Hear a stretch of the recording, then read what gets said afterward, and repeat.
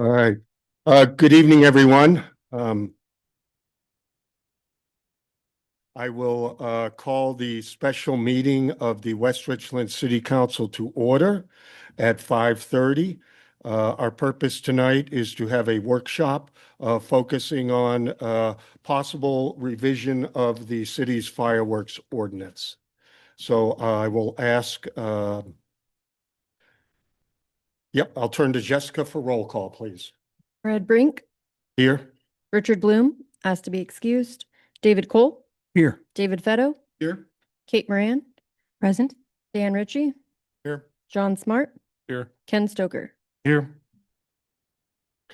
May I have a motion to exclude Mayor Pro Tem Bloom? I move to excuse Mayor Pro Tem Bloom. Second. Motion and a second to excuse Mayor Pro Tem Bloom. All in favor, please say aye. Aye. Any opposed, say no. All right, motion carries. So, council, you have had placed in your packet this evening some information with regard to fireworks. I have asked Benton County Fire District 4 Chief Carlisle to be here as a subject matter expert if needed. I also have Police Chief Fry online, once again as a subject matter expert as needed. And I believe our City Fire Marshal, Todd Blevins, will also be joining us once again to help serve as a subject matter expert or to answer questions that you may have posed or you may wish to pose.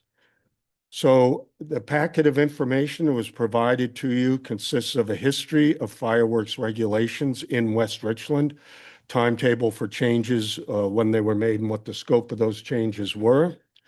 You also have a copy of the current fireworks regulations under Chapter 8.22 of our West Richland Municipal Code. And then you have a draft changes to fireworks regulations that city staff prepared. And that is where I would invite us to start our discussion. We have three main points that I would ask City Council to consider in their discussion. One is changing the dates and times that the discharge of fireworks is allowed. The second is changing the number of permits that may be issued. It is currently unrestricted. And number three is changing the actual dates and changing the actual regulations with regard to, let me see, I am lost for a minute. Yep. So dates and times, the retail sales, and also the, I am missing a page here. I apologize. The number? Yep, the number of permits that may be permitted, as well as the times of sale. Yep. So excuse me for that. So that is where I request council, we start the discussion. I would like to take this point by point in order to make sure that we are addressing each of those areas. And then I'll open it up for further discussion the council may wish to have for any additional changes to the fireworks ordinance. There is no public comment this evening, but of course we have members of the public here that may take the information back and share it with fellow members of the city. So the first point I would like to bring up is current dates and times that fireworks are allowed to be discharged range from 12 noon on the 28th day of June until through the 4th of July until midnight. Staff proposes that we change the dates of discharge from 12 noon on the 28th to 12 noon on the 2nd of July, and then ending at midnight, and not changing any aspect to the December 31st regulations, which allow discharge on New Year's Eve. Any comments from council, please, on that proposed change? Councilmember Moran. I thought that we already only had the June or July 2nd through the 4th. I thought that the change was actually just making it only on the 4th of July. Is that incorrect? Yes, I'm sorry, I misspoke. Changing it to just the 4th of July between 6 PM and midnight. My apologies. Between 6 PM and midnight, not Yes. noon and midnight. Okay. All right. Thank you. Yeah, I apologize. I'm missing a page here, so I'm trying to recover quickly. Any comments on that, please? Yeah. Councilmember Stoker. So this is a recommendation. So what is the basis behind this? The basis behind it is the fact that numerous citizens have made a comment that 3 days of discharge, as we currently allow in the fireworks ordinance, July 2nd, 3rd, and 4th, present noise, present livability issues in having to deal with the noise, also presenting hazards, potential hazards to pets and other concerns. So it's generally a livability issue, which is dictating this. And from a personal standpoint, the 4th of July is the holiday. That's how I view it. And this is my personal view, does it take 3 days to celebrate a holiday that occurs on one day? Okay, so my concern with this is that we're compressing 3 days of fireworks discharging then, which everybody states, or many state is a livability concern, into one night, which just seems to me that it gets even worse, and I mean, orders of magnitude worse by compressing it all down into one set time. In response, I would say that from what I gathered on the city survey, this proposal to limit it to one day represents an acceptable compromise to 3 days of noise and disruption.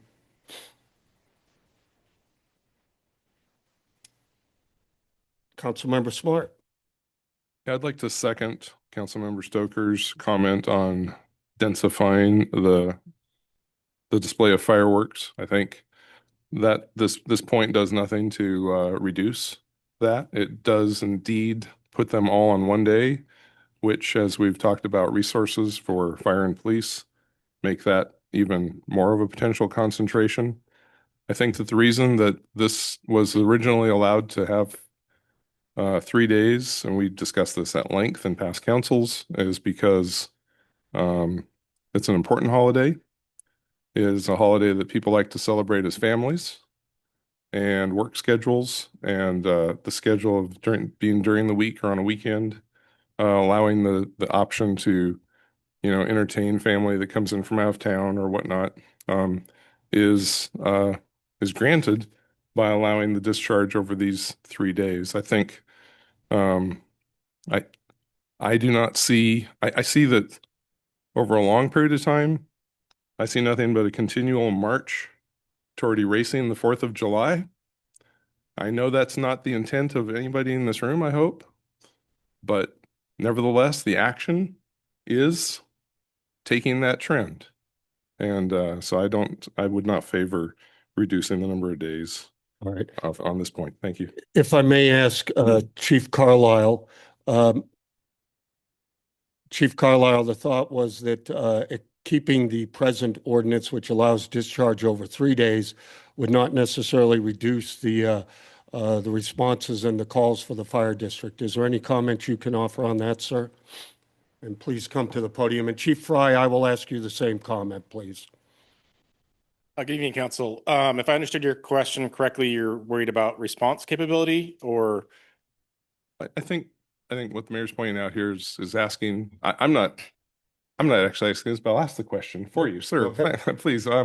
So would the tax of fire personnel be less if only one day of fireworks were allowed instead of 3? And when I say that, I mean ultimate capability. So my hypothesis here is that if we have 1,000 fireworks going off on one day, but we allow 3 days, we may have, 200 going off on the first day of the celebration, some number the next, and then obviously a peak on the 4th of July, I would suspect.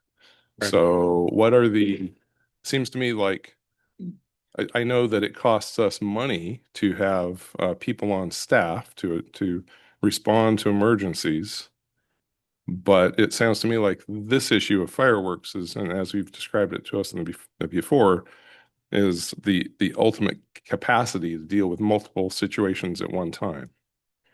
So do yeah. you think that, let me get my question. So do you think that the spreading out the fireworks displays over 3 days versus having them all on one day would help reduce the tax on your staff? I think it would, because if you remember my presentation from last September when I was here, the second and third is staffed just the same as the fourth. So by the time we get to the fourth after 3 days, I am having trouble getting people back because they're fatigued. They've been gone with their family. And like you guys said, it's an important holiday to spend with their family, but we're asking all these ladies and gentlemen to be completely removed from that. And over year after year, for example, I will have worked 31 4th of Julys by the time I retire out, and I will be there 32 years. So I've missed 31 of those based on the staffing model that we have to do. The other thing is from that presentation I did on the second and third historically is when we get our largest fires. People are not paying as close attention. We have more acreage burnt on those days than we typically do on the fourth because people seem to have taken our education, ramped that up and really play it out on the fourth, or maybe their neighbors are out there heavier with garden hoses and stuff. So yeah, historically, the largest acre fires have always been the second and third, with most quantity happening on the fourth.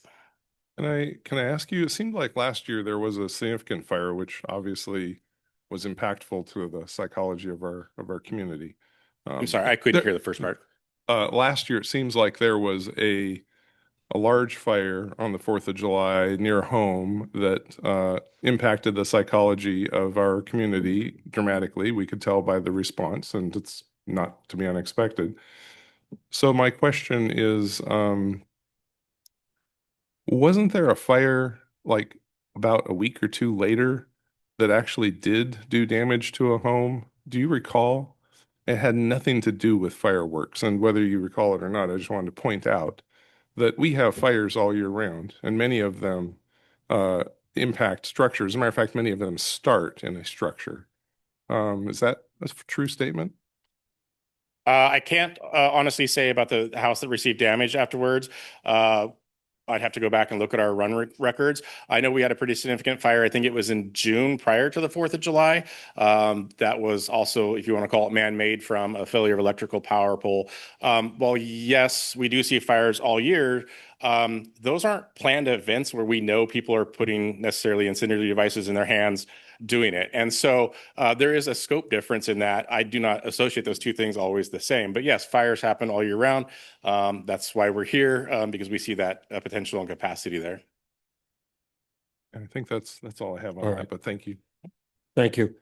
Chief Fry, I'll pose the same question that Councilmember Smart posed to you, please, for your comment on staffing for 3 days of fireworks versus one day. It'll be a little bit difficult for me to answer that question just because I'm fairly new. Last 4th of July was the first one that I have actually been in West Richland.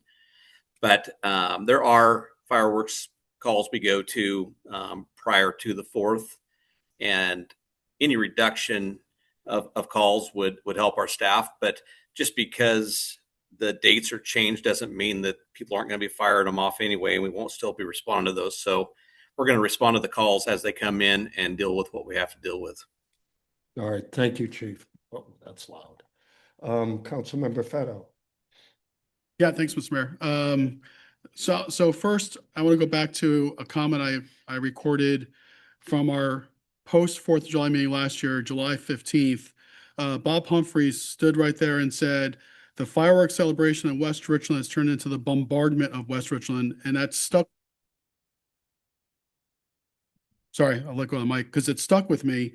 I'm in favor of the reduction of the dates. The only thing I think I probably would change is the sales from the 2nd day of July to make it to noon on the 1st of July, but reducing the fireworks to the 4th, not touching the types of fireworks. So we leave the aerials because all you have to do is stand outside on the 4th of July and see the people lighting off the aerials. That there's a lot of people who are in favor of that.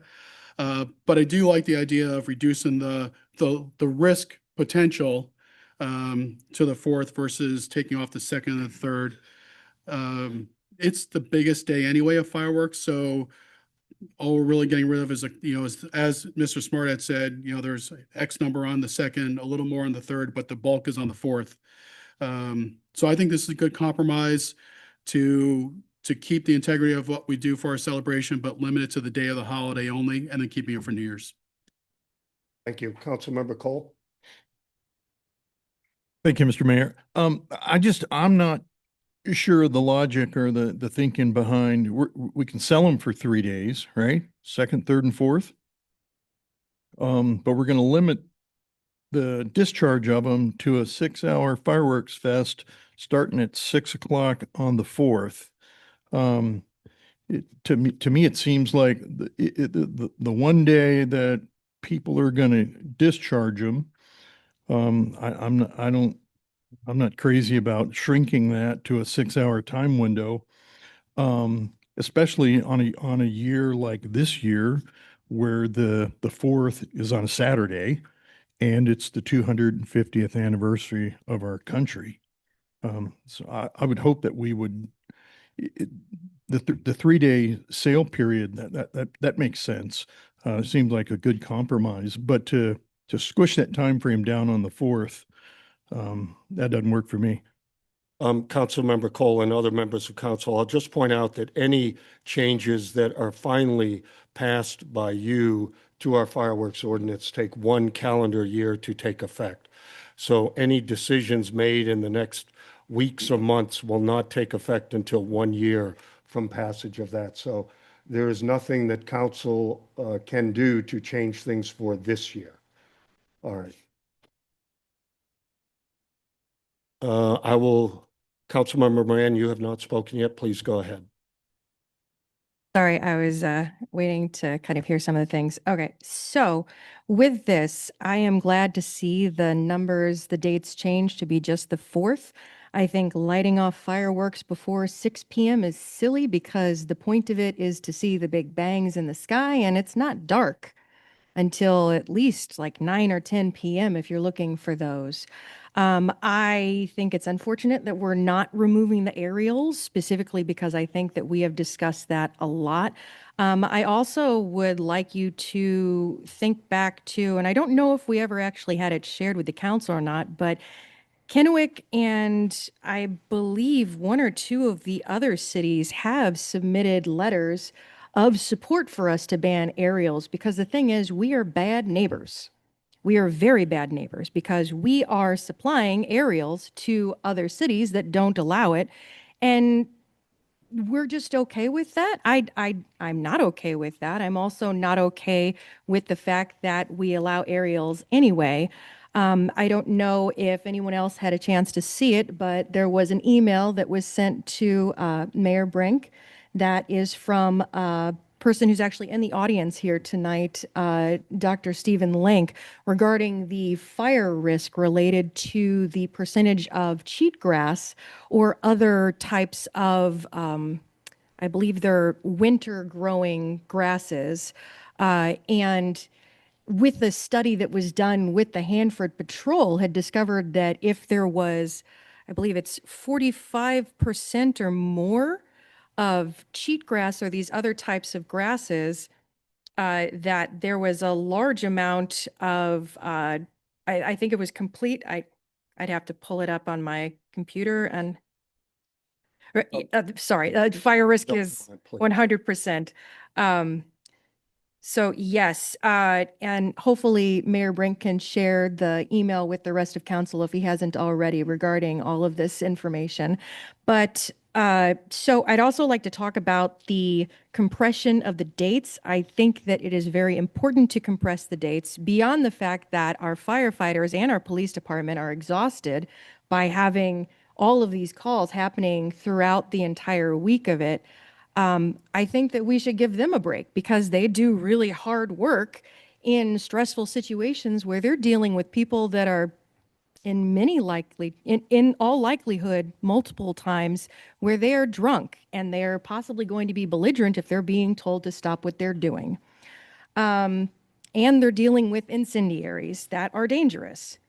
So there was discussion about it being bad to compress all of the firework use to one day, but I think that if you were to spend some time in Bird Hill on any of the days that fireworks is allowed, you'd realize there's no way to put more fireworks in there because that is the max amount I think that you could put of fireworks. It is an absolute war zone in Bird Hill. When I first moved here, I was renting a home in Bird Hill, and I was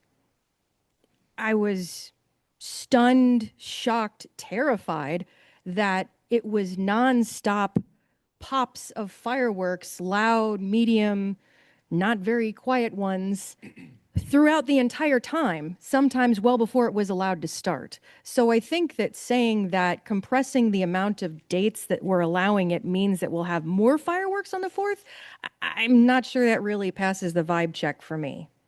And then when it comes to the staffing, I know that Councilmember Smart, you had said that it costs us more money to have the staffing. But one thing that I think we should realize, it does not cost us, I mean, for the fire or for the police department, yes, but for the fire department, we don't pay that extra. The fire department finds it in their own budget to make up for that maximum amount. They don't charge us more, if I remember correctly, Chief Carlisle, for the amount of firefighters that they bring on for the 4th of July activities. They eat that cost. And it's a significant cost because they're bringing people out of retirement. They're bringing in folks that hadn't been working for a while and paying them when they normally would pay far less people. Also, I agree that that sticking point with talking about last year where Mr. Humphreys had said that fireworks in West Richland has turned into a bombardment. It has. It really has. And I see it also on Facebook where there are people that are actively stating that Please either, sir. that they are firing off fireworks as a way to offend people, that they are on purpose shooting off fireworks during times when it's not allowed. And that is infuriating. So the big takeaway for me is that I appreciate that we're wanting to limit it to one day. I appreciate that. I still feel like we should get rid of the aerials with the amount of people that have stated we shouldn't have them, and with the fact that we live in the environment that we live in where it is a major risk for fire. If we're not going to be able to, which I don't believe we have been able to, enforce things like code enforcement when it relates to fire breaks or issues where people are firing them off at different times, at the very least, minimizing the amount of time we sell them, it's a start. I would like to see it to go far more, but I guess if we're looking for a compromise, if this is what we'll get, I'll take it, but I'll keep pushing for more. Thank you, Councilmember Moran. Councilmember Ritchie, you have not spoken yet. Please go ahead. Thank you, Mayor Brink. One of the things that concerns me the most, for or against fireworks, whatever, they're already setting them off. They started setting them off here about a week ago. And so I don't know that, maybe we can ask the chief, but I don't know that there's been any enforcement. So we can try to squish this down. We can try to reduce the number of days. We can increase penalties and things like that. My question then is, what are you going to do for enforcement? Don't say you're going to do it if you're not going to do it. So that's my big question there, because I think we set a challenge in front of ourselves. Thank you, Councilmember Ritchie. I will ask Chief Fry if you have any comment with regard to Councilmember Ritchie's statement. I'd have to do some research to find out if there's been any enforcement. I don't believe there has. Possibly, if anything, there would be education as we respond to those calls. All right, thank you. Additional comments, Councilmember Stoker. This is loud. Yes, a few. First off, the holiday is Independence Day. So why don't we refer to it that way? Because a date just cheapens it in my mind. So it is Independence Day, and remember what Independence Day is all about. Secondly, there were some comments made, drunk was something that was mentioned. I just feel this is kind of like what Ronald Reagan mentions when he says it's in any kind of way that, it's sad that we, lay penalty or blame or punishment on the law-abiding citizen when somebody breaks the law, that we have to do more. Second, another comment is that, since 1990, based on what we've done here, and looking at the changes, compromise has always been in one direction. It's always been about taking away more. And I'm also curious why, if we have all these law-abiding citizens, as we like to have, and these other cities have further restrictions from us, why is everybody coming over here to get the fireworks that they technically aren't supposed to be shooting off in their municipality? I mean, if that's the case, maybe somebody else isn't listening to their constituents. And I had one more thought, I think, but it seems to have slipped my mind. So I'll let it go at that for All right. now. Thank you, Councilmember Stoker. Councilmember Smart, you have additional comments? Yes, I do. And it seems like we're getting into all 3 points that we're discussing Yes, tonight. And so I just want to chime in on the restricting the number of days for sale. To me, that just is a punitive action. I was going to say punitive. What was the wrong word? If I may, would you mind, since talking about the days of sale will be the next topic, I just want, rather than days of discharge, if you don't mind, Councilmember Smart. No, that's fine. I just was noticing that I guess that's not in this first paragraph. Okay. No, that's fine. And then I guess I would second Councilmember Stoker's thought on how enforceable an ordinance is. I would also second his thought on the literal thousands of residents in our community who obviously enjoy and revel in having fireworks on their Independence Day celebration. So I understand, we certainly hear about those who are against the fireworks. Nobody is denying that there is risk shooting off any kind of fireworks or having a backyard marshmallow campfire in their yard in the middle of a desert, having a car that backfires, having a motorcycle without the appropriate spark arrestor, and innumerable other ways that a person can set a desert on fire. It is a risk that is obvious. Getting in your car and driving to Yokes is a risk that is obvious. People die in cars, and we don't ban cars. And cars driving is not a celebration. We don't celebrate Henry Ford's birthday with automobiles. Okay, but we do celebrate our Independence Day with fireworks, as our founding fathers strongly suggested and almost demanded that we do.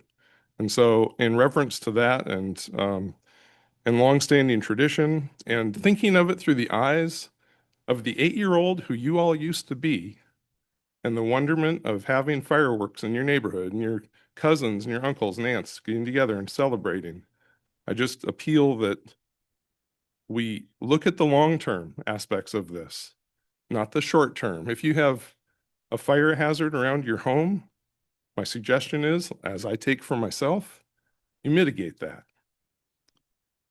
I mean, you live in a desert. Most people in this city live in communities where there is no natural fire cheatgrass abutting their property because we've developed. That's another argument that I've heard from the community that are against fireworks, that, as we get bigger, that the hazard becomes greater. That's in my mind not true, as evidenced by some residents who have come to us with bagfuls of fireworks debris, which have supposedly landed on their roof, and yet magically didn't catch their house on fire. And I mean bagfuls. So I certainly, if you launch a mortar horizontally into the cheatgrass desert, you can expect a fire. But the vast majority of the thousands of fireworks that go off on Independence Day in this community for decades do not cause fires. So we have a responsibility to be reasonable on this council and not to do knee-jerk reactions. And I'm afraid that almost every year, but not quite thankfully, enough complaints come in because of some field fire or something like that, and that causes us to have a workshop. And every time, like Councilmember Stoker mentioned, it's a workshop to work to eliminate the celebration of our Independence Day. And frankly, that's where I stand. I do not support further restrictions. I think we have compromised a lot already when you look at the history of and by the way, compromise at a time when we keep getting less of a fire hazard instead of more. When I first built my house literally in the middle of the desert, talk about hazard. Well, now thankfully I have neighbors, and there's hardly a chance that my property is going to catch on fire because I've got, grass on one side and gravel road on the other and so forth, right? In other words, the development actually helps reduce the fire risk. So those are some comments, and I'll save my others for our next topic. All right, thank you, Councilmember Smart. Councilmember Moran, you wish to make a second comment? Thank you. Yes, I would just like to rebut a few thoughts with my own thoughts. Is this working? Yeah. I had to turn her down because the mayor's was too, so I'll turn you up a couple. I'll turn. This thing. There we go. All right. Thank you. Okay. So just to kind of talk about a few different things. One, I agree. It is Independence Day. It is not just the 4th, just like Juneteenth is the Independence Day for more than just the people that were independent during the time when the Constitution, or when Independence Day happened, there weren't as many people independent than there were on Juneteenth, yet we don't see that on Juneteenth. I will also say that there are other celebrations that could be considered big holidays as well. And I would again say that it is folly to think that we should allow celebration to override safety.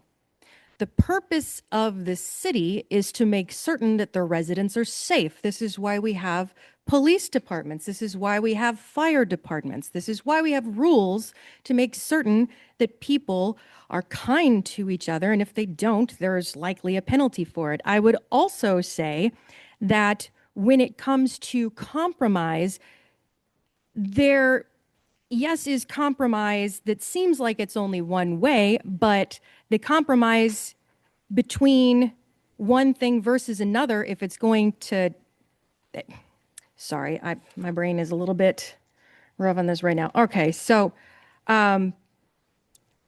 talking about the residents that revel in the celebration, one of the reasons that I moved to West Richland was the quiet. The peace and the quiet. I have nobody living very close to me. But do you know what doesn't happen on the week before and the week after the 4th? Quiet. I have to deal with the noise rattling my windows. I have to deal with the noise terrifying me, my dogs, my cats. And I know that it doesn't matter to some of you about the dogs and the cats. I get it. But it matters to me that at the very least, I'm being, the firefighters really dig on the nerves for me because of how much of a frustration it is and how much of a stress it is. And when we talk about the fact that people's houses haven't burned down, even though they have debris on their roof, I'm saying that that's a good thing because I would hate for their house to burn down because they have debris on their roof. And the whole reason there's debris on their roof is because these fireworks do not go straight up and then straight back down.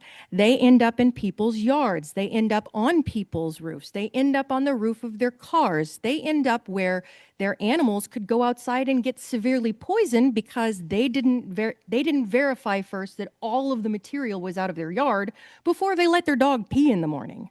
I almost had that issue once because I've got 2 big old dumb dogs that like to eat things they're not supposed to. And this year was pretty rough. Last year was pretty rough. I don't want to belabor it too much because we've got 2 other topics to go over, but I feel like given one day for the celebration for Independence Day, for fireworks, we're not limiting you celebrating it with any other thing. It's merely the fireworks that are being limited because of the safety and because of the disruption to the other people that live in our community, because we are supposed to be good neighbors. I will also just state for council's information that the last time the discharge dates were changed was 2011, which was 15 years ago. So this is the first chance in my tenure as a council member or as mayor that we've actually had some discussion on this subject. It's been not completely addressed, so I appreciate the open dialogue that we're having this evening. It is unfortunate Councilmember Bloom is also not with us this evening, but I sense that there is some difference of opinions with members of council. So what I propose at this point is that we bring this ordinance forward for further discussion in an open public meeting and just continue our discussion at that point. All right. So the next part of the proposed ordinance changes is the number of permits. I will just give a little bit of history here. Because West Richland is the only local community that does authorize aerial fireworks, we had a number of stands. Last year, we had a total of 16 retail fireworks stands in our city, which I believe is close to the total that Pasco, Kennewick, and Richland had combined.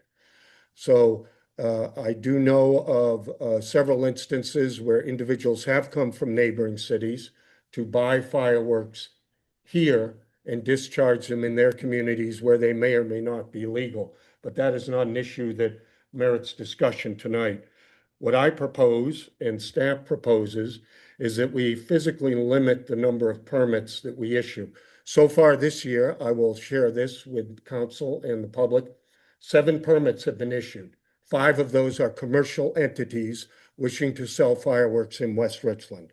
2 of those are faith-based or nonprofit organizations. So we're already seeing a number of permit requests come in, and I would propose to council that we actually limit the number of permits for retail sale points. So I open that up for discussion. If there's any members of council that would like to comment further on that. I don't have a finite number in mind. I don't know what that is, but I'm open to suggestion as well. I'll start with Councilmember Smart. Yeah, so I think this is best left to the market. There are certain number of commercial properties that could host a fireworks stand. We have a large set of reasonable conditions that a fireworks stand has to meet in order to be set up and operate in the city. I think that I see no, again, this is to try to restrict the number is punitive toward our nonprofit organizations that benefit from these sales. For the record, am not particularly interested in the amount of tax dollars we receive or don't receive from fireworks sales. That is not an issue that really even enters my mind. The freedom to take advantage of a market that's available or that's present is huge. It's the American way. If I've got something somebody wants, and I should have the freedom to sell that to them without adverse restriction from the city, especially one that's pointed directly at, obviously, limiting that market. So this is not an illegal drug. It's not pornography. It's not something that's culturally abhorrent. It's got long standing. I just don't see the need for a restriction on the number. I'll leave it at that. Yep. Councilmember Moran. Again, I think this is a good start because if we if, as you said, we had 16 stands last year, and that is the same or approximate to the same amount as Pasco, Kennewick, and Richland all had combined, which, by the way, we are much smaller than each of them individually. I think that it is a good thing to limit the amount that can be purchased. I would also say that I don't understand this need to say that everything needs to be left to the free market because, as we've seen multiple times over and over again, the free market doesn't care about people, it cares about money and the people on the board. And while others may not agree with that, I would definitely say that that's true.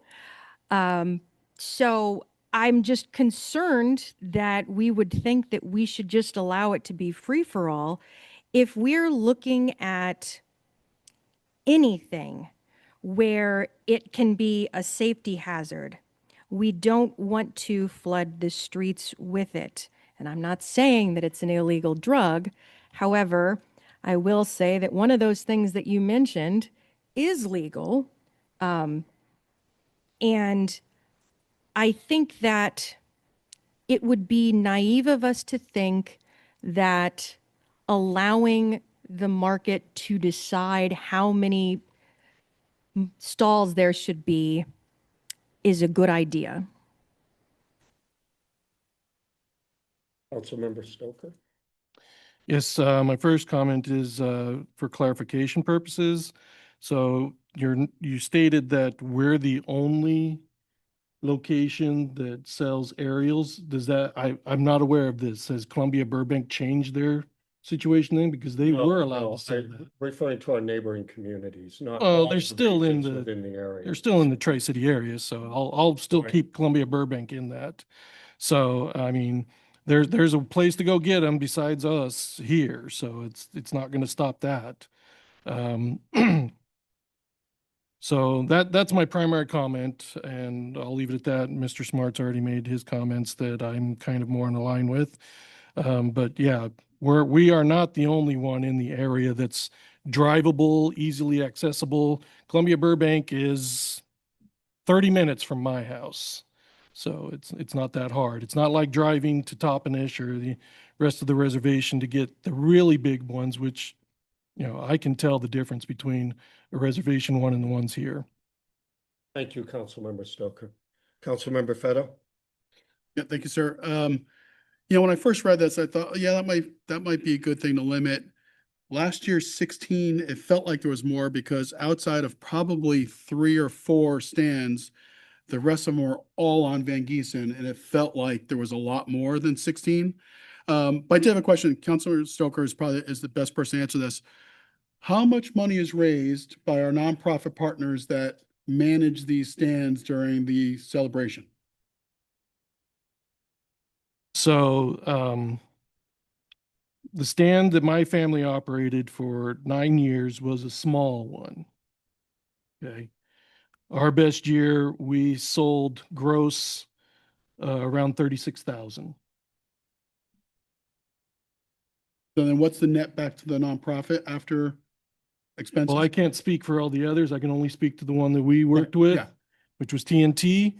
And, you know, we got 20% minus, you know, the insurance, the rental of the booth. There were some other expenses in that, but the base was 20%. Okay. Yeah, you know, as like I said, when I initially read this, I was like, yeah, it felt like there was a lot more than the 16 because of the concentration at Van Giesen.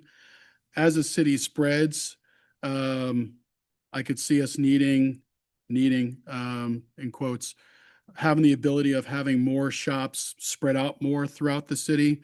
You know, I imagine as we build out the Belmont Business District, I can see it stands out here. Initially, I was in favor of this, but you know, the more and more I think about it, limiting the number of stands is not going to limit the number of fireworks. They're still going to, you know, the 12 will just make more money than if we did 12, the 12 will make more money than 16, but it'll be the same level, probably just spread across, you know, a fewer number. I do like the idea as someone who, you know, manages a nonprofit. of having the ability for that nonprofit to have another source of revenue. And I don't know if that's something we can codify that nonprofits are attached to these, but I don't know. I don't know that this will do what we think it would do by limiting the number. I think just 12, 15, 20 will just make more money than what's there currently there. That's my thought. Any other comment from council? All right. Seeing none, I will not have any further discussion on that particular topic. I haven't seen any particular sway one way or the other. Although I will give Councilmember Bloom an opportunity to weigh in as well. Mayor Pro Tem Bloom, an opportunity to weigh in as well. The next portion that I would ask council to discuss is dealing with the, let me get to my page, of course, dealing with the dates of sale. So currently, our ordinance allows a number of dates that fireworks may be sold, and staff would propose reducing the number of dates. The original thought was if we reduce the number of dates, once again, that also limits the ability of, or limits the number of individuals that might come in from other cities, purchase our fireworks, provides a benefit to the other cities. It also provides a smaller window, which if it matches more closely with the discharge window, would help concentrate fireworks discharge in the period in which it was sold, closer to the period in which it was sold. So the proposal here is to start sales on the 2nd of July and end them on the 4th of July. I asked for council comments in that area too. I'll start with Councilmember Stoker this time. Okay, so in my first term, I was selling fireworks, and I recused myself from all the votes there. We had votes on them. My daughter came and spoke at that podium because she wanted to be able to sell, but our current code at the time wouldn't allow her to because she was not 18, even though teenagers from 16 and up could buy them, transport them, discharge them, whatever all the other words were that were in there. And she testified at that podium that it was, you know, she's the youngest of my children and she wanted her opportunity to participate in the stand. The council approved the change because Richland allowed 16-year-olds to sell. And I remember making the argument at the time that, you know, Richland in this case was even more free than we are. And now we're trying to go back the other way again and make us less free than the other cities who will still probably continue to sell from the 28th through the 5th or 4th, depending on the vendor. And I just don't see this as being very fruitful. I think this follows in the same line that Councilmember Fetto mentioned about restricting, say, nonprofits from being able to make their sales. I think this also creates more congestion potentially as more people are trying to squeeze into 3 days. I'm sorry, I remember having lines that were long and we were trying to get them processed through, but it, you know, you can only do so much. So I'm not in favor of this at all because I think it adds other burdens that we're not considering. Thank you, Councilmember Stoker. Councilmember Ritchie. Thank you, Mayor. Thank you, Mayor. So to Councilmember Stoker's point, you have to be careful when you. Your microphone on? No. Still on? Is it working? Hello, anybody home? We got you now. All right. Thank you. So the point I want to make is that when you change things, you have to be careful about what you're changing. And so we can take and oh, good heavens. And so we can take and make all kinds of changes, but what's going to be the outcome of that? What will be the byproduct of the changes that we make? I believe that, and I've stood there at that podium and I've said it before. We, being the people of the Tri-Cities, created this situation. we, the people of the Tri-Cities, left West Richland as the only one that was selling fireworks. That's why everybody comes to West Richland to buy their fireworks, because you can't buy them anywhere else. So our neighbors, our sister cities, drove them here. All right. So to that end, then they can't go back to Kennewick or back to Richland or whatever and set them off. So what do? They set them off out here. So the point I'm trying to make is that we have created this situation. And with regards to the dates and times of the sales, I think that as Councilmember Stoker says, we need to be careful that we don't just create a new problem. Thank you, Councilmember Ritchie. And of course, I thank you for those comments and just remind council that if this problem was created, you have the ability to correct the problem. So I leave that to the judgment of the 7 members here. Councilmember Smart. Yeah, I appreciate that, Mayor Brink. However, I couldn't agree more that restricting the retail sale window will create concentration. It's punitive toward those who are legally selling these fireworks on its own. It would be, I believe, punitive. I will mention that, and I've mentioned this to others before. I've got a friend who came from, I think it was Iowa. He was shocked to learn that we could only set off fireworks a couple days out of the year. Where he comes from, you can shoot a firework any day you want. You can't shoot them at people. You can't purposefully light things on fire. You can't be, dangerous with them. But what's the big deal? It's a firework. You can celebrate your kid's birthday party. You can celebrate your graduation party. You can light off firework any day of the week. And they have no concentrated war zone on the 4th of July. What we're doing is we're creating forbidden fruit. It's an old adage that I'm sure everyone's familiar with. And just like Councilmember Ritchie just mentioned, the forbidden fruit from all 3 of our, whatever the population is, 200, 300,000 people in the local area, have all decided to come here where they can still celebrate with freedom.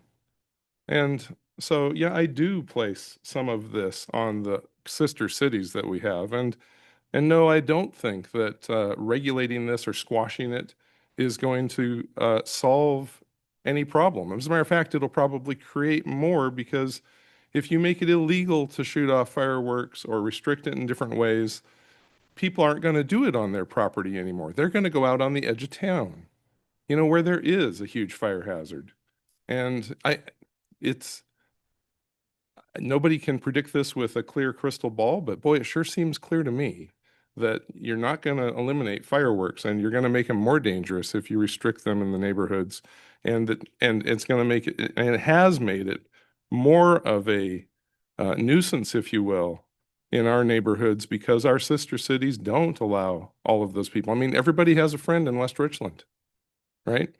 And if you just get up on one of our hillsides and watch that display on the 4th of July, it's amazing. I mean, I've been to Washington, D.C., the Statue of Liberty, Disneyland, and seen fireworks displays, and that is certainly a concentrated effort here in West Richland, and you have to ask yourself why.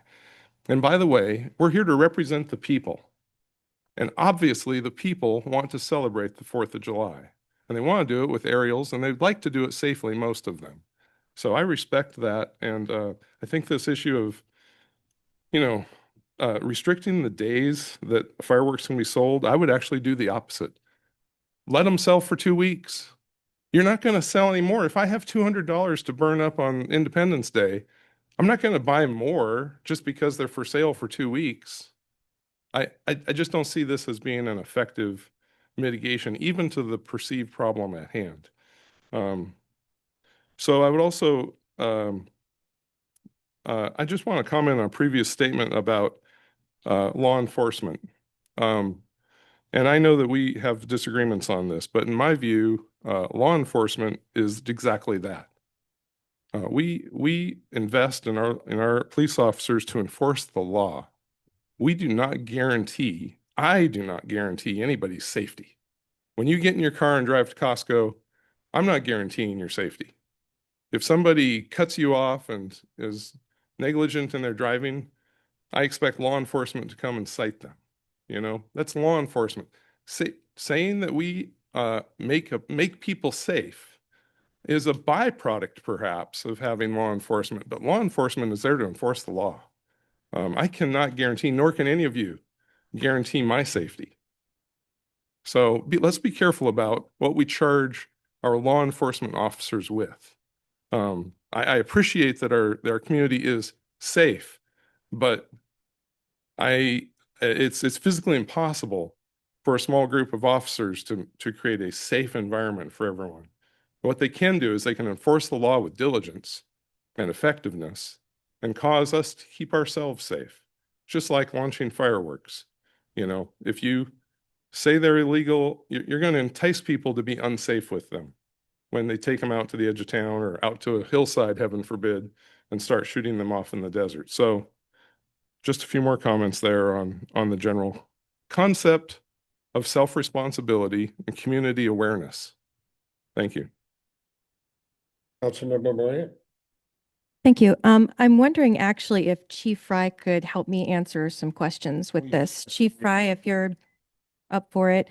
I'm wondering, just off the top of your head, your thoughts. Would you say that by having more traffic laws, it is more dangerous to be on the road, or that it would be less dangerous on the road if we had less laws? Depends on what the laws are and how they're construed. You know, some laws we can enforce a lot easier than others.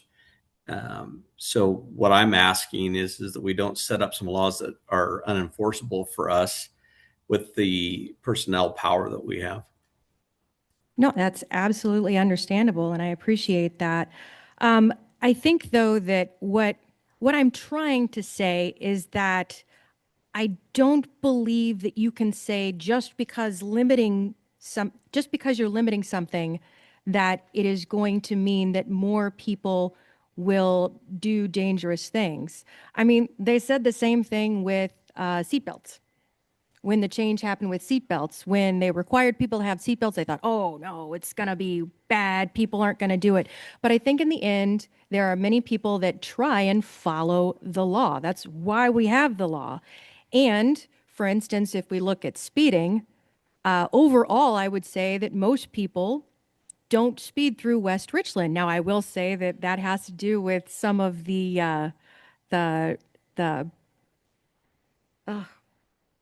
some of the perception that perhaps, at least in the past, there have been more people ticketed because of speeding. But I will say that there are many people that will definitely pump the brakes in West Richland more than if they were in Kennewick or in Richland or in Pasco. So I would say that we can give people some safety by applying guardrails that allow for them to live peacefully and safely. And overall, the majority of people are going to follow the rules that are provided. And for those that don't, that's when we have our police force able to assist us. And I know that there's a lot that they would need to do. And I'm curious, Chief Fry, I know that I had briefly discussed with you the possibility of maybe using something like drones or other things. Have you heard of any better ways than maybe what we've been doing in finding out where somebody might have lit off a firework on either a day it wasn't allowed or a time it wasn't allowed? Have you heard of anything like that? I've not heard anything for fireworks. And like I said, I worked the 4th of July last year. And I think what we got to keep at the forefront of this too is we prioritize our calls based on seriousness. And if we have domestics or fights or other things going on, we're going to be responding to those over a lot of other calls. And we're not just busy with just fireworks on the 4th. We're busy with a lot of other behavior that's going on in the community and trying to keep things safe. So, you know, when you're looking at the size of our force and what is going on, there's a lot of things that we're juggling. Thank you. So it honestly sounds like in the end, it would be better for the force if there were less fireworks in general able to be lit off during the 4th of July, during the Independence Day celebrations. Is that accurate? Well, I think it's accurate, but I don't think it's going to happen. I think people are going to light off fireworks when they want to. It appears that this has been going on in history for of West Richland for quite a while, and I don't think it's going to change a whole lot. We're going to be responding to calls throughout the week and maybe the week after. That's fair. I'm wondering though, Chief Carlisle, were you here around the time of 2011 when they changed the dates for the fireworks? I apologize. Yes, I was. I joined the department in 1999 as a volunteer, and then 2006 full time. Okay. And would you say that after that change, you noticed that there were less people lighting off fireworks on the days that it was not allowed? Or would you say that people lit them off on exactly the same amount of time during the days that they were allowed prior? I'd have to go back and confirm it, but historically, my recollection of that is we used to staff up starting July 1 and even into June and going to the 5th and 6th. Now, through data collection and knowing this, it looks like we only staff heavy on the 2nd, 3rd, and 4th, with 4th being the emphasis for that. So that's anecdotal off the top of my head. I'd have to go back and pull data on it. Sure. No, I appreciate that. So it sounds like we did change the dates when they were allowed, and people did follow, for the most part, the rules that stated that we had less days to light off fireworks. Would that be accurate to say?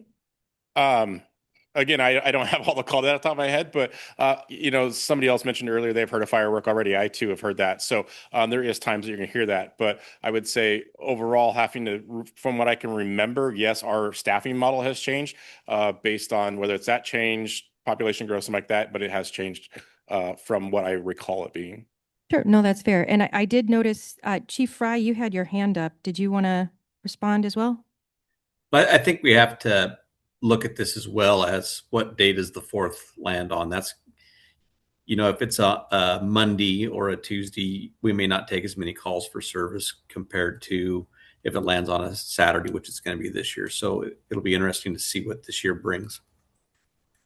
Thank you. Something also I will mention that makes it very frustrating, I'm sure, for the police force, as you've already stated, is that, and also for the fire department, is that you don't have just fire calls coming in or fireworks calls coming in.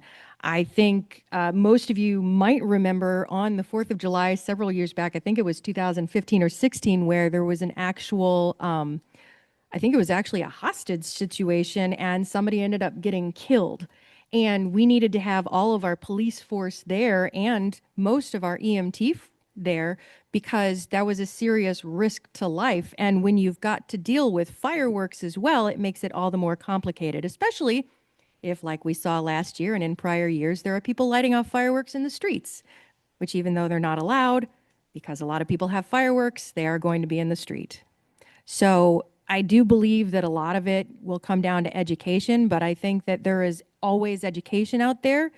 And in the end, it is shown that maybe we need some more guardrails to make sure that people aren't doing things that are negatively affecting their neighbors. So both of you, I thank you. I know I kind of put you on the spot there, but you're big boys. You can handle it, I'm sure. All right. Thank you, Councilmember Moran. I'll turn to council members who haven't made comment yet. Councilmember Ritchie. Thank you, Mayor. Real simple question, and that is, do we have a sense for how many citations or arrest or any other punitive action that was taken in past years? Do we have a table that says that 100 people, were illegally setting off fireworks or were ticketed, or does anybody, I know the police just left a minute ago, but. Yeah, I do have Chief Fry online, although he reported for duty right around last year, the 4th of July. But Chief, any comments you can offer? To the best of my knowledge, there's not been any citations issued over the years. Maybe back 4 or 5 years ago, I'd have to do some research, but I can do some research for you on that. Thank you, Chief. I'd appreciate that. But the point I'm driving at here is we can make all the rules we want. And if we choose not to enforce them, it's moot. Chief, would you care to comment on your staffing thoughts for this 4th of July?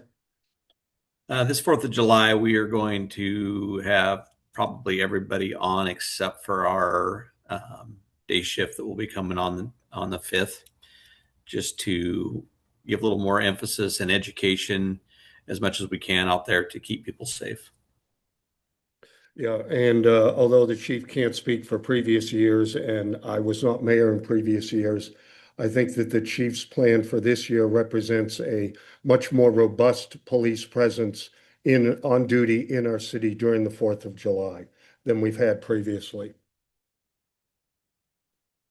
Anything else, Councilmember Ritchie? Okay, all right, Councilmember Cole, you haven't spoken yet? Thank you, Mr. Mayor. First of all, I got to put my eyeballs on.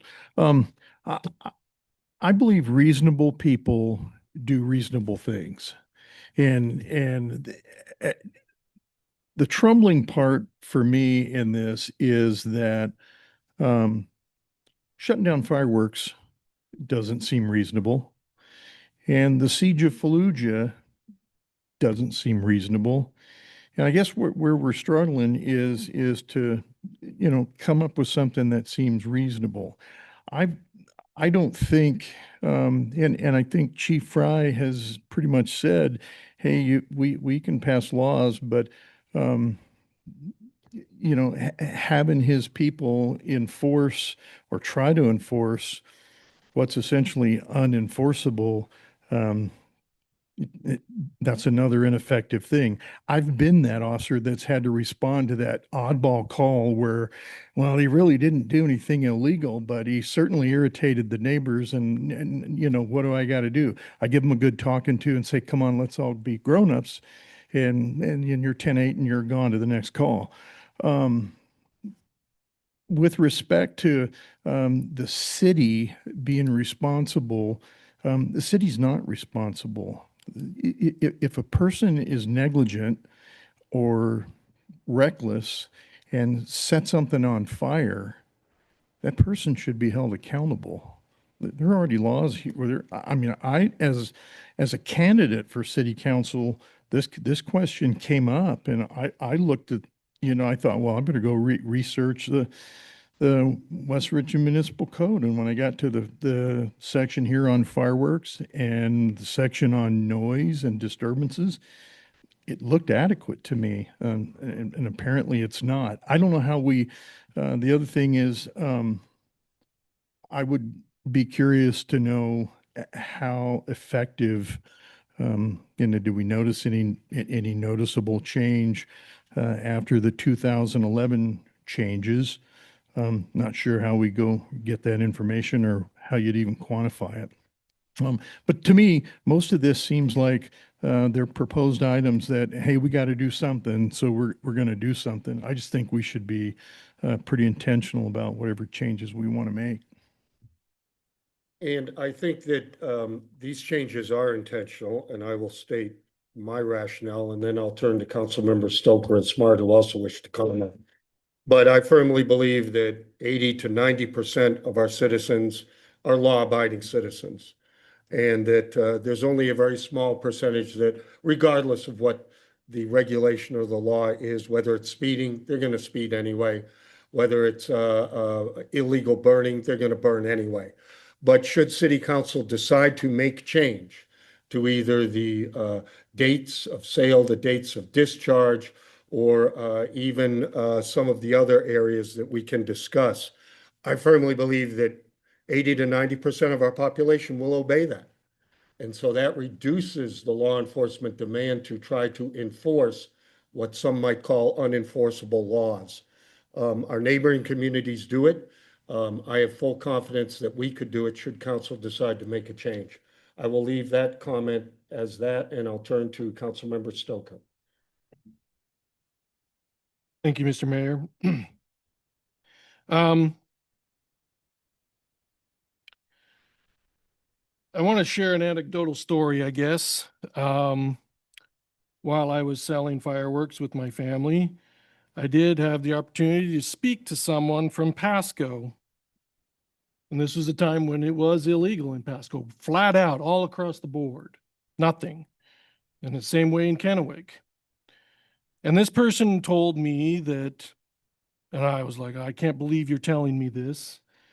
But basically, he's buying fireworks. He'd go find a place. He'd set a couple off, pack up, move to the next spot, set a couple off, pack up, move to the next spot, and keep going till he used up all his fireworks. And I think this is exactly what Mr. Smart was commenting about earlier about people will go to the fringes, the edges of the city and set them off where it's more dangerous. So I'm sorry, I just find it hard to understand this whole idea that it's the bad players in all of this are just going to stop and that all our problems are going to be solved. It's not going to happen. And I'm telling you, there are people here who are going to the reservations and buying even bigger ones. A 5-inch canister here isn't big enough for some people, it seems. It's hard for me to fathom, but they go and get the bigger ones. And there's not just a few. I hear them. So and now Pasco and Kennewick have eventually gone back and they allow fireworks. Granted, they're only the ground level fireworks, but I think those oftentimes are just as dangerous as the aerials. The spinning flowers, we've got fountains that are huge and they can go pretty high, 10, 15 feet. Even though they're not aerials, they're up there and they can burn stuff just as easily as anything. There was someone once recently in a past city council meeting who also mentioned that their homeowner's insurance has gone up and they blamed fire. So my insurance agent is actually a very good friend of mine. And I called him up right after that meeting. And I asked him point blank, I said, is this viable? And he told me that as far as the fireworks are concerned and the insurance company that he works with, that is not the case. So I know that was put out there, but I don't believe that's the case in everything. Maybe it is in that particular insurance company's situation, but it's not across the board, and that's not something that I think is a viable alternative. So anyway, and I have not witnessed it myself, but people tell me, and I have family who live in Kennewick, that their aerial fireworks, I'm not going to say they're as grand as ours, but they're pretty significant. It's not just a few. It's a good sized. So, yes, I have faith in people that they abide by the laws. It irritates me to no end to hear a firework going off before July 2nd, because that just makes it more difficult for those who are abiding by the laws and trying to be good players. So I get it. I do have 3 dogs in my house, and yes, I have to take care of them at the time. But I get it. There are things like that, but I'm struggling with the whole idea that we're going to, I'm sorry, in compromise in this, and especially in this case, both sides are not winners. One side is a winner and one side loses. Thank you. Thank you, Councilmember Stoker. Councilmember Smart? So I just want to point out that we have laws on the books right now that, if enforced, or if they were enforceable, and I'm not saying they are, would prevent largely all of the concerns that we've heard brought forward about fireworks in this community. I will cite at least 3 of them. There's probably more. It's been a while since I've read the entire municipal code, but I did run across these. The first one is 9.36.030. This one has to do with the discharge of guns, bows, and arrows. I will not read the whole thing, but essentially it indicates, let's see, For the purposes of this section, a person shall be presumed to have acted recklessly or with intent to do bodily injury to another or to destroy or damage property when it is shown that any pellet, arrow, or like projectile, which I would advocate adding firework, has struck, lodged, or otherwise been carried onto public property, private property owned by any person other than the person discharging the item. I mean, so I hear, like, we've had the complaint of the gentleman that came in with a bag full of debris. This law exists. You're not allowed to litter on your neighbor's property, and you're certainly not allowed to discharge a projectile onto your neighbor's property. It's right there in black and white. And even though it doesn't say firework, which I would like it to, I would absolutely support adding the word firework or fire, whatever the proper term is, to enhance the concept of quote unquote projectile. So that's there. And if somebody has an instance where a neighbor has obviously been firing projectiles at their property, they should be able to use this ordinance, and law enforcement would be able to act on that. The other one is a litter law. 8.08.040. Again, very similar. I won't waste your time reading it, but you all understand that you're not allowed to litter on your neighbor's property or on public property. And it cites some trash or things like that. And we could add the word fireworks to that. You're not allowed to keep firework litter on the street. That law already exists. We could enhance it a little bit by adding the word fireworks. But then when you go down the street on the 5th of July in the morning and you see this plethora of debris in front of somebody's house, I'm sure our detectives are fully capable of going around and asking, like, hey, whose mess is this? And why is this still here? All right. Next one. 9.06.080. Destruction of property. Okay. Destruction of property usually has to do with domestic violence and altercations and things of this nature.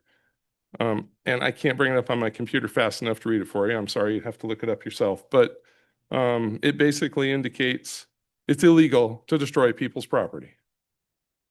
That includes burning their front yard down or burning their house down. And Councilmember Moran's got it up there for me. Thank you. So unlawful for any person to intentionally cause physical damage to the property of another family or household member, or write, paint, draw, create inscriptions, graffiti, basically. So yeah, it just goes on. It's a gross misdemeanor, and that law is on the books. So I mean, this has been legislated up one side and down the other when it comes to protection of your private property rights.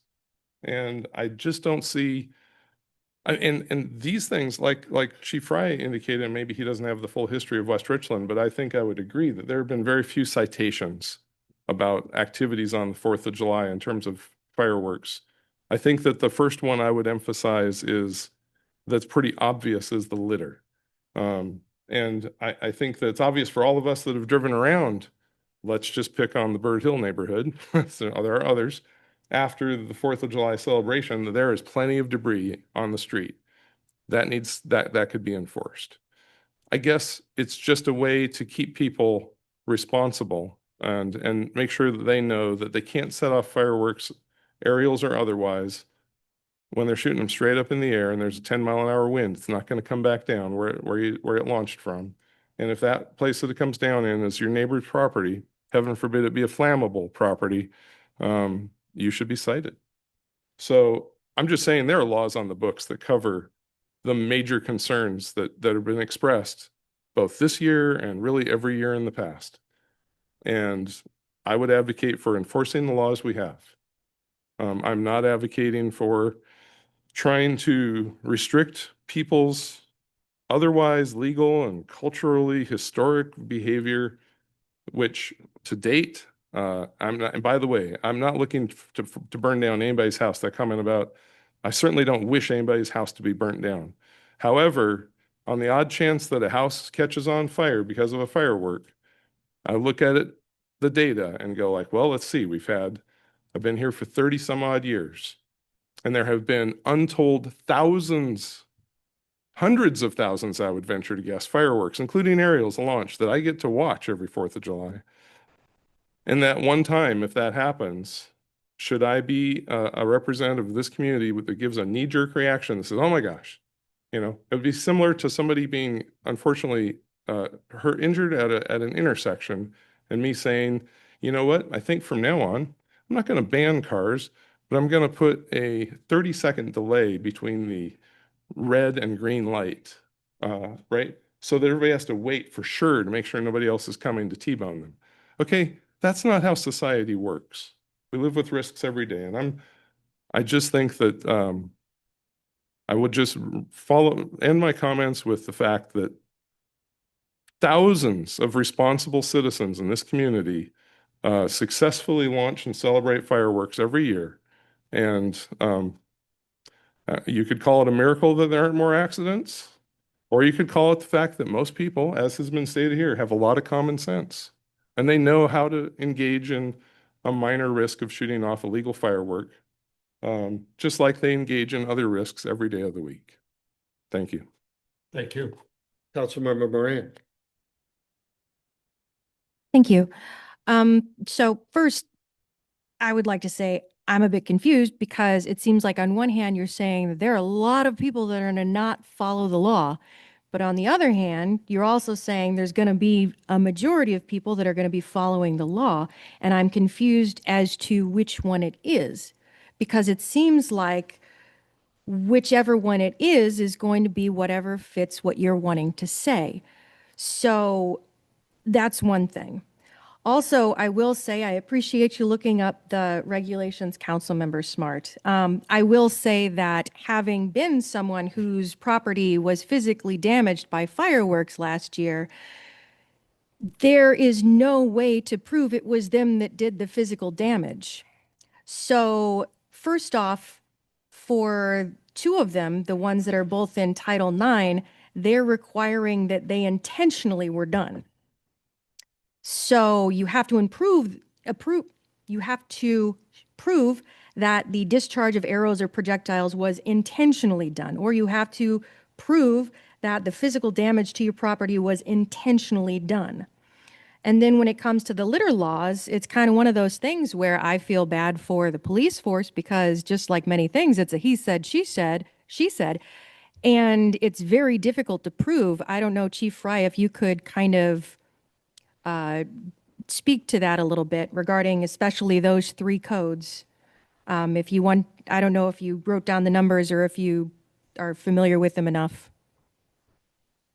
I wrote them down. I'll be doing some research on them. With the litter, you know, there's things we do have to prove. We have to prove who did it. We have to prove intent a lot of times. So there's a lot more to it than just driving around and, you know, getting our ticket books out. So I'll look into some of that.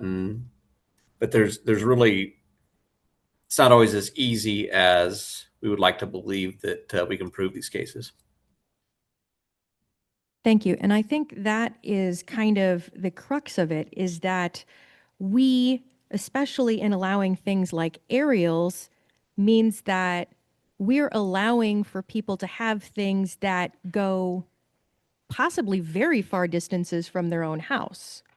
So it'd be very difficult to prove who actually had done those things. At least with ground fireworks, it's very easy to tell at least where the fireworks were lit, because they aren't going to travel 4 blocks over and land on somebody's roof or in their yard or in their field causing a fire. So I would say that there are some arguments against saying that those are enough to mean that the problems are solved, because unfortunately they're not. I wish they were. In a perfect world, they would be.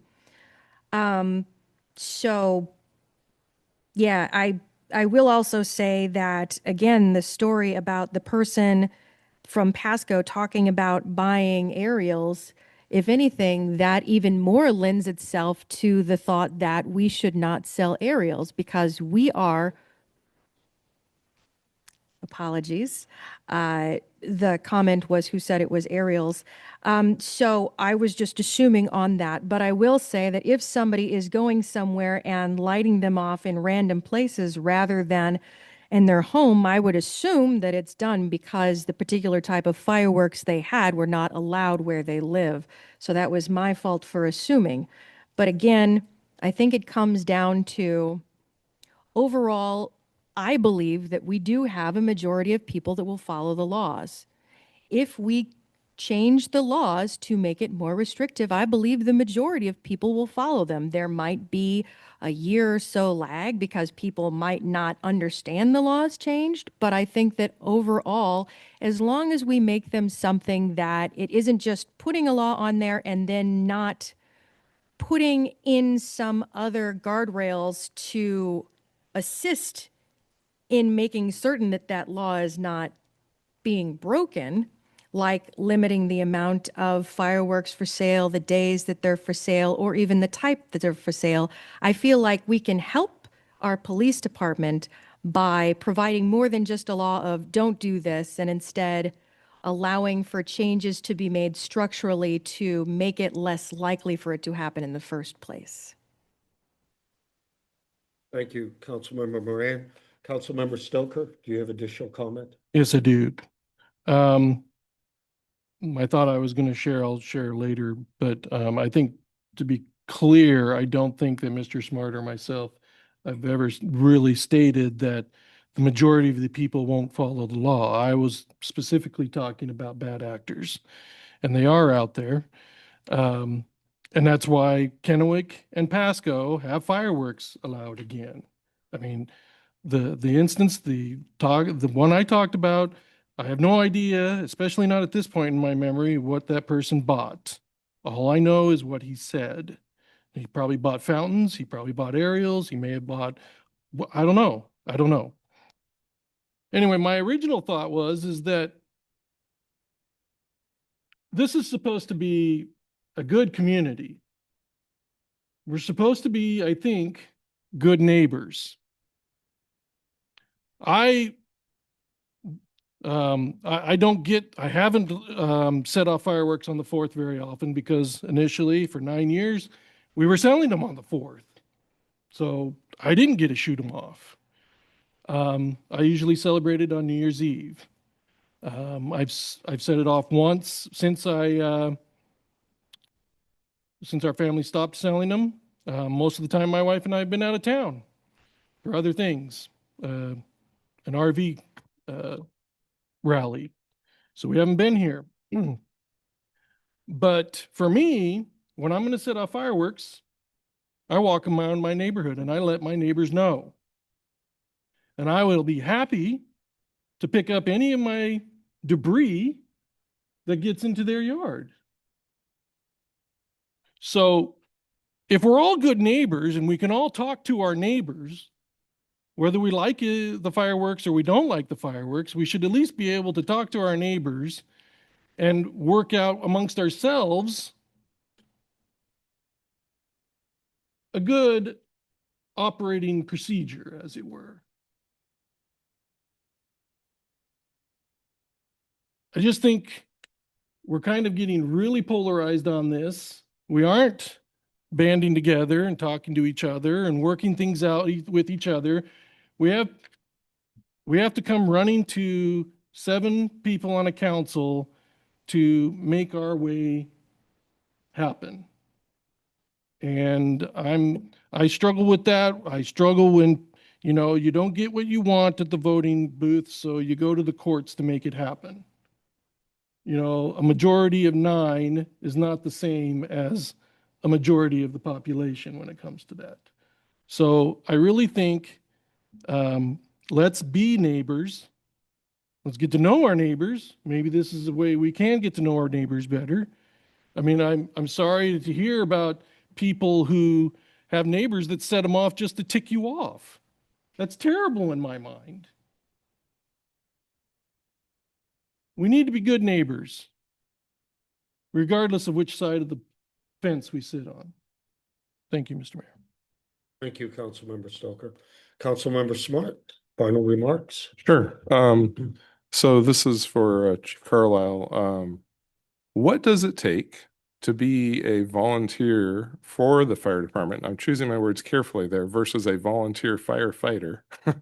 A volunteer for the fire department to do something like patrol the streets or stand at the ready to watch a fire watch on a day like the 4th of July. Is there an opportunity? Please feel free to come to the microphone. Is there an opportunity for our citizens to help out, especially those concerned about the perimeters of our town where there's a lot of grassy areas and natural vegetation?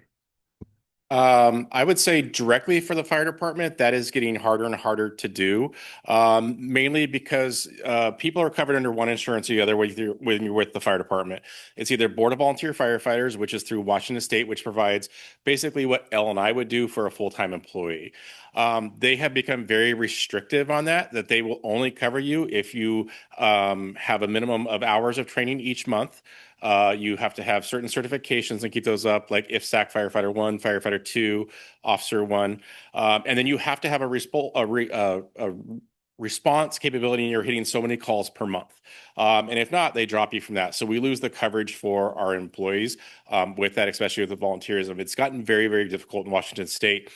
We do have some logistics personnel. We ship them through Washington State L&I, but they still have to have the firefighter training to come out there and be part of our scenes because that's a requirement of it. So like SRT 130, SRT 190, those are all NWCG, National Wildland Coordinating Group, recognized classes that you have to be able to be acting in the capacity with us and doing some of that stuff. So even our logistics people who are bringing water, Gatorade to the scenes, they're put through that training yearly and go through that. So the other hard part when you get a new volunteer with WSRB, the Washington State Rating Bureau, it's a minimum of 30 hours of training per month that those individuals are having to go to. As you get some certifications, that limit or that number comes down. But on average, just to be part of us and keep those certs up, which are all third-party people looking at us, we're averaging about 25 hours of training per month before even actively doing anything with the response component. Well, you've been in the business for, if I remember, you said in the 90s? Since 1999. 99. So almost 25 years or thereabouts, 25, 26 years. How have those requirements changed over that period of time? What was it like 20 years ago to be a volunteer firefighter? It was much simpler. In fact, when I joined, it was the department that set most of the class or the training recommendations on that. They put you through an academy, but as all these other things have come in, again, they're just more and more every year. It's just getting to be on us. And then if you add in the component of EMS onto it, because most of us are holding an EMS certification, whether it's EMT, paramedic, all those training requirements are set through Dr. Hodges, who's our medical practicing doctor, and also Washington State DOH laws on that. So for a typical firefighter, I would say it's pretty simple, or firefighter EMS personnel, I'd say it's probably 50 to 60 hours minimum per month of training that is required to keep that going. Once again, our government system has really helped the situation a lot. Well, I'm being tongue in cheek. I understand Yeah, we have a understand. higher quality of staff now. That's Correct. awesome. But we are now largely, as evidently, restricted to do something that makes common sense on a day like the 4th of July. Yeah. To employ or to just enlist the help of citizens who are interested in responding or helping to identify a fire before it gets too large, etc. So I just thought I'd ask that question because I remember 1999 and earlier, and I had friends that they'd go up and roost on top of Flat Top Hill and enjoy the fireworks show until there was a fire, and then they were on the spot, and we all appreciated that, and that was easy and inexpensive, and there were people that'll do that. I think there were people that would do that today. So thank you for your comments. No problem. Anything else? I see no further discussion this evening, but what I will task staff of doing from this point forward is it appears that council would consider further discussion on possibly modifying the discharge dates and possibly modifying the retail sale period. I did not see much support on any limiting the number of retail sale points from general discussion this evening.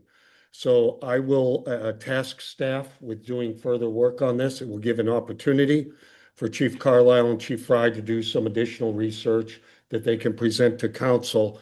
And I will most likely try to get this for discussion before council again at our June 2nd meeting, the first meeting in June. And of course, that will be an opportunity for public comment as well, since it is a regular council meeting. But given that it is approximately 7:05, I want to thank members of the public for being here this evening.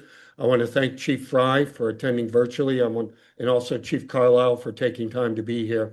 And I want to thank members of council for having engaging discussion this evening. And we will continue this then on June 2nd. Thank you all. I will adjourn this workshop at 7:05. Have a good evening.